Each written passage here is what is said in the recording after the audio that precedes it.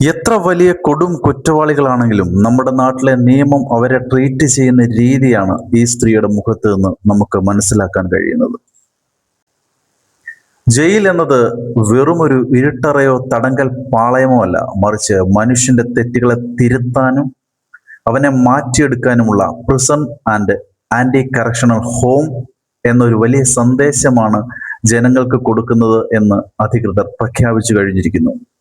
കുറ്റവാളികളെ ശിക്ഷിക്കുക എന്നതിലുപരി അവരിലെ കുറ്റവാസനകൾ തിരുത്തി അവരെ പുതിയ ജീവിതത്തിലേക്ക് കൈപിടിച്ചുയർത്തുക എന്നൊരു ലക്ഷ്യം കൂടി ഇതിന് പിന്നിലുണ്ട് എന്നും അധികൃതർ അവകാശപ്പെടുന്നു.